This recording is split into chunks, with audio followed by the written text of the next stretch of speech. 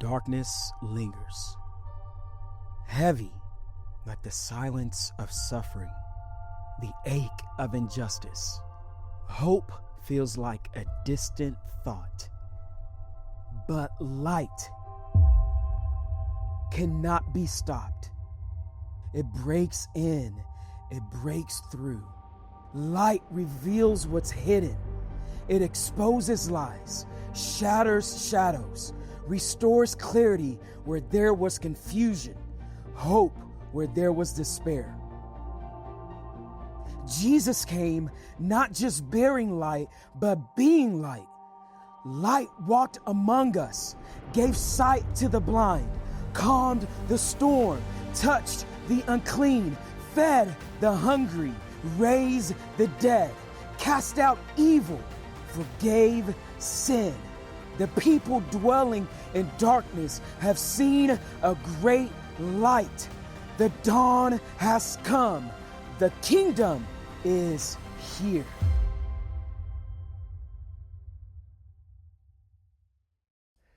Hey, North Arlington campus, so good to be with you guys today. I wish we could be there in person, but I'm grateful for technology and that we still get to learn about the Word of God together. We will continue in the book of Matthew, but before we dive in, I just wanted to ask you a question. I don't know if you have ever gone on a trip, maybe a vacation that you worked really hard for, only to come back feeling even more exhausted. You know, maybe you got the sun and you got the sleep and you got some of the cool pictures that you wanted, but you still got back feeling tired.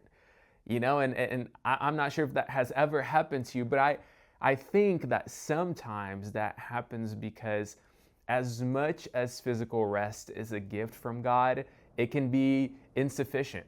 There is a level of rest that is only supposed to be found in Jesus. And that's exactly what Matthew was talking about, what Jesus was talking about in the previous chapter in Matthew. It was an invitation from Jesus, come to me, all who are weary and heavy laden, and I will give you rest.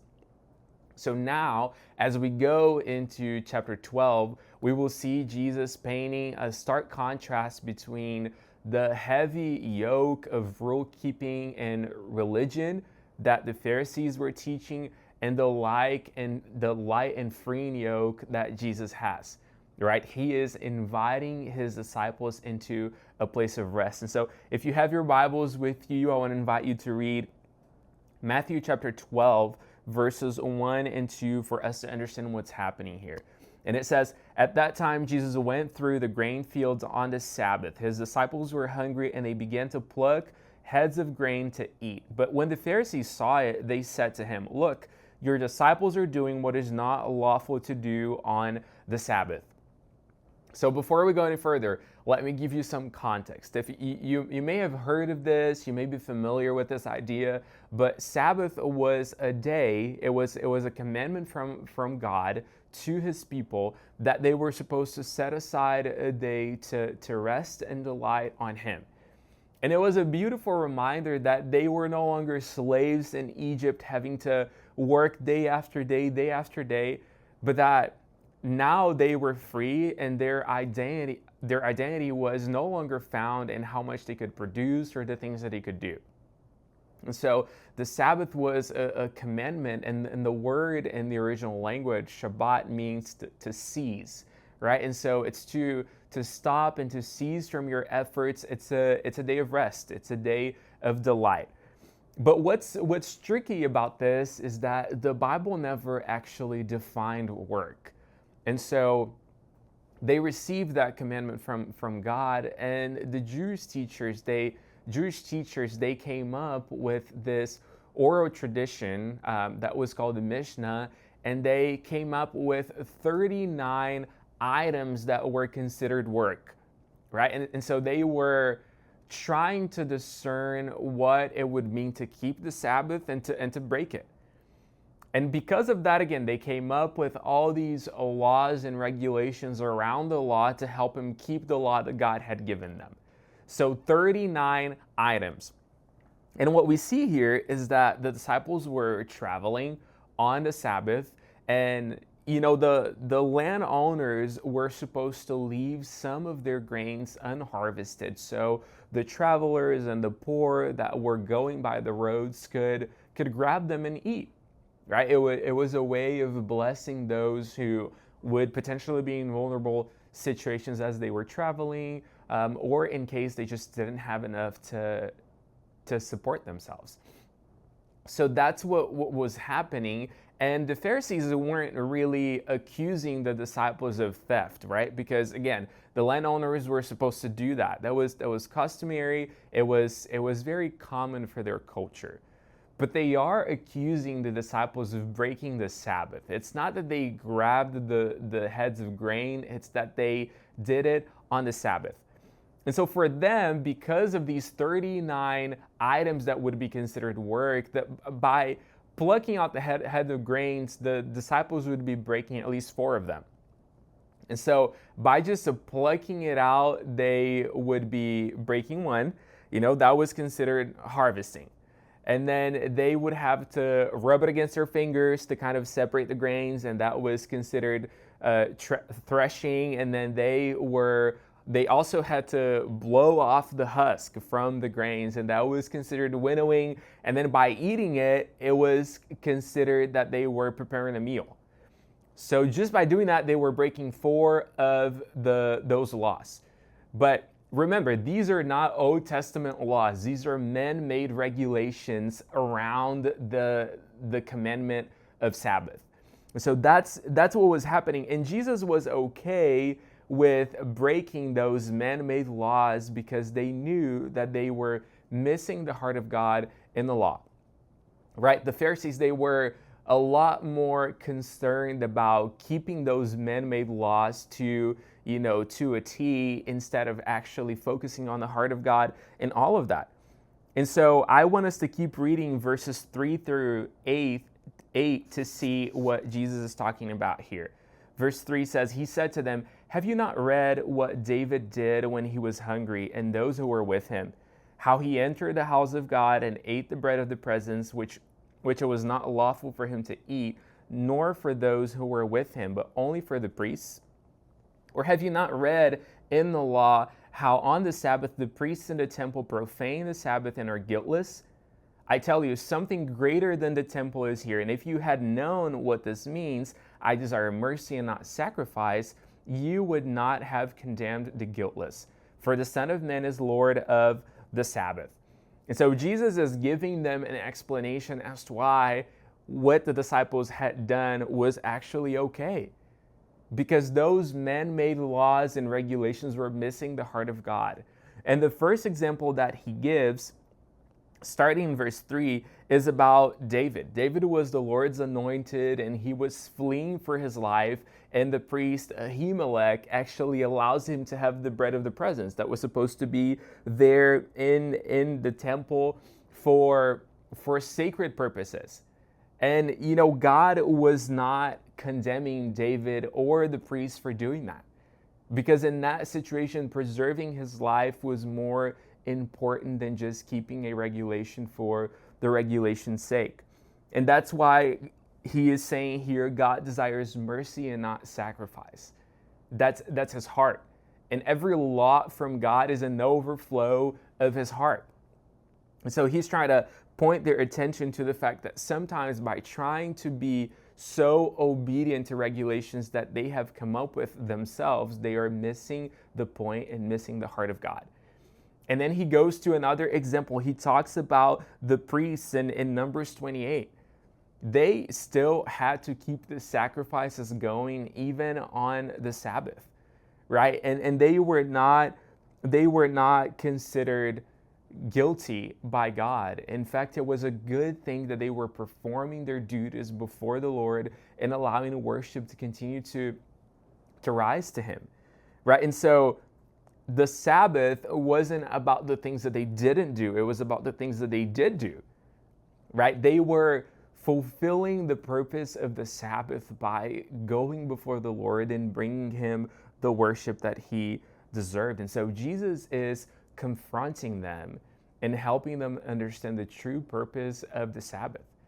He's saying, you guys are so concerned about what my disciples did, but think about David and think about the priests and think about the fact that even, as though man-made traditions could say that they were doing wrong, God did not condemn them by what they were doing. And then Jesus comes with a very bold declaration. He says, hey, something greater than the temple is actually here. And that would have been mind-blowing to them, because they knew the temple to be the place where God would commune with his people. Right? It was a place where God would meet with his people. It was the visible reminder that God wanted to dwell with his people. And he's saying something greater than the temple is here. I am greater than the temple.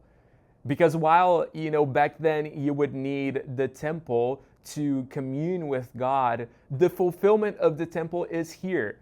I am the one through whom you can access the Father. I am the image of the Father.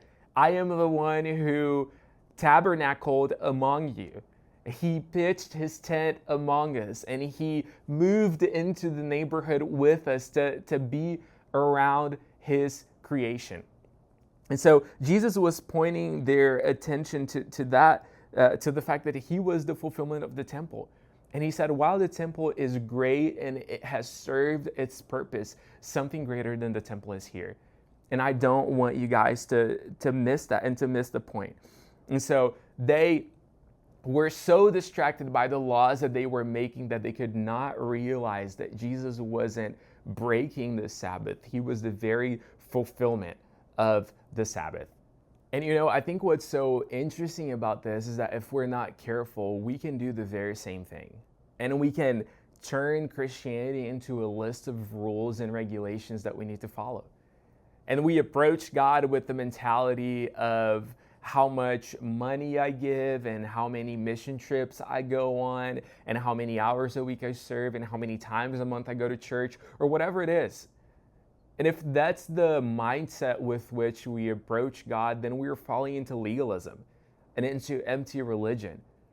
And if we think that that's how we can gain the Lord's affection, I want to warn you. If that's the case for us, then it means that we have a low view of God and we have a high view of ourselves. We have a low view of God because God is perfect and holy, and because of his holiness and perfection, he cannot accept anything but perfection. And that's why Jesus offers that perfection on our behalf, because we could never get to those standards. And then we have a high view of ourselves because we think that there could be something of enough value that we could present the Lord to gain his affection and to earn his favor and to allow us to be made righteous before him. And so Jesus is warning them against this empty religion and this works-based salvation, this idea that I can do enough, and if I only do this and if I only perform well enough, that I will be able to gain favor with him. And that's why he says that he prefers a mercy over sacrifice. His heart for us is one of a loving kindness. And he is not wanting to add more burdens and more regulations. He wants us to bring us to freedom, into relationship with him. Yes, to a place of obedience, but to a place of obedience that is only made possible in response to the things that he has already done. It's not so we can earn his favor. It's because we have already received all of his favor. And what was happening, I mentioned at the beginning that Jesus is painting a contrast between the heavy yoke of rule keeping that the Pharisees were teaching and the light yoke and burden that he has for us. If you think of someone running a marathon, you don't really see people running a marathon with a heavy backpack on their backs. And the reason for that is not because they're not strong enough to carry the backpack, but it's because even a little bit of weight can make a difference when you're walking or running long distances. And so I want you to consider your walk with Jesus in the same way. And I want you to consider the burden of rule keeping and empty religion as that extra weight that you don't need to carry. Guess what? It will eventually catch up to you, and it will weigh you down, because that's what the burden of religion and focusing on your own merits will do to you. And Jesus is saying, I don't want that for you. I want to bring you into the freedom that you can find in your relationship with me.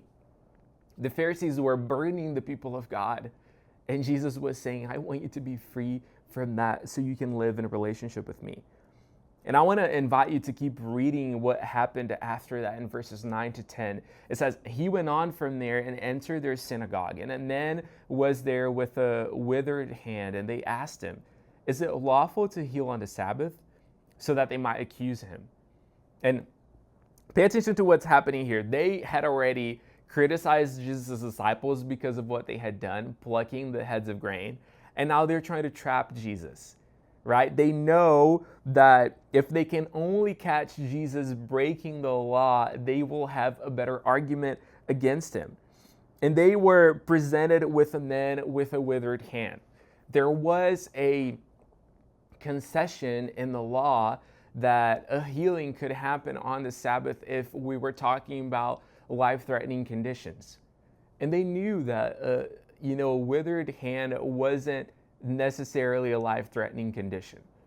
And that's why they present Jesus with that, and Jesus knows what they're trying to do. Jesus knows that they're trying to trap him. And then Jesus responds in a masterful way. So read with me verses 11 through 14 to see what Jesus says. He said to them, which one of you has a sheep, if it falls into a pit on the Sabbath, will not take hold of it and lift it out? Of how much more value is a man than the sheep? So it is lawful to do good on the Sabbath. Then he said to the man, stretch out your hand, and the man stretched it out, and it was restored, healthy like the other. But the Pharisees went out and conspired against him to destroy him. So pay attention to what's happening. There was no concession in the law for one to pull out a sheep from a ditch, right? That was part of their livelihood, and so it was important. And even though there was no concession in the law actually forbade them from doing that, they would still do it. And Jesus knew that. And Jesus knew that they were obeying even their man-made laws selectively and at their own convenience. And Jesus confronts their inconsistency and their hypocrisy. He's saying, well, you'll do that for an animal, but you don't want me to do that for a person who's created in my image. That is inconsistent, and that's hypocritical. That's what Jesus is confronting here. They were following these rules selectively. And it made me think of a story a couple of weeks ago. I actually had to take my wife to the ER, right? She wasn't feeling well. She was in a lot of pain. And so we kind of rush out of the house and go to the ER.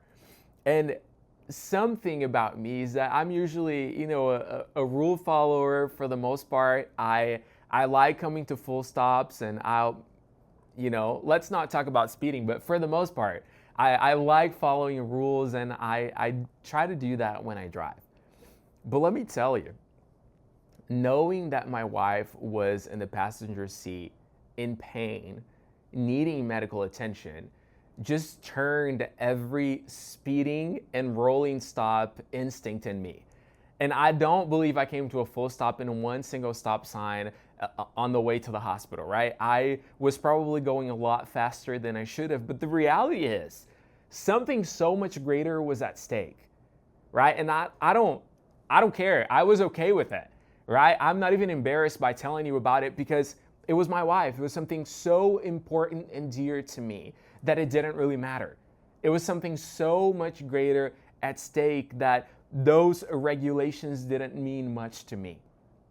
And what Jesus is trying to point out here is that sometimes, whenever there is something greater at stake, that's what we're supposed to focus on.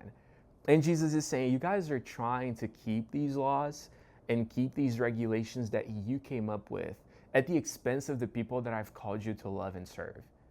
And you're missing my heart, right? You think that you're pleasing me and that you're gaining a certain status or favor with me while you are disregarding the people that I've called you to serve and love. And that can so easily happen with us when we try to, when we allow these burdens of rule keeping and religiosity to dominate our lives, and we end up missing the point of the things that God is trying to do in us and through us. And so the reality is they were a lot more committed to their rules than to people. All right, they were committed to their own ways and forgetting that the heart of God is one of loving kindness, and that he loved his people and that he wanted to care for his people. His invitation was for them to come and find rest in him.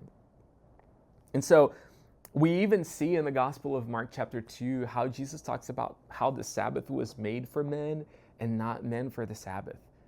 Meaning this is an opportunity for us to experience the love of God and experience his refreshing strength, to delight in him and feel his delight as well. And so Sabbath was always intended to be a gift of healing and of recovery and of refreshment from the Spirit of God. And they were still missing that point. And something I love about Jesus is that he has every right to demand whatever he wants from us. And the reality is, whenever we surrender to him, he demands it all. Right? All of us and all of our hearts and all of our allegiance, he does that. But he does not want to burden us with anything that's unnecessary, that's man-made. He wants us to experience the rest and freedom that can only be found in relationship with him. And I love that, they used to celebrate the Sabbath on Saturday, and now as Christians, because of the resurrection of Jesus, on a Sunday becomes our day of worship and of Sabbath. And I love the fact that the same God who was healing on the Sabbath then is willing to bring healing today. The same God who was at work then is at work right now, is at work right here, right there where you are, right here with me and right there where you are. And that's his character. That's his heart for us. And I want to invite you to go over to Colossians chapter 2 to see what Paul says about that a little bit too. So we'll read verses 16 and 17, and it says, "Therefore, let no one pass judgment on you in questions of food and drink, and with regard to a festival or a new moon or a Sabbath. These things are a shadow of the things to come, but the substance belongs to Christ." So church, even with the temple and even with the Sabbath, those things were only a foreshadow of something better that would come, and that's Jesus. He is the substance. They had a Sabbath as a gift, as an opportunity for them to rest, to cease, to receive healing and refreshment from the Lord.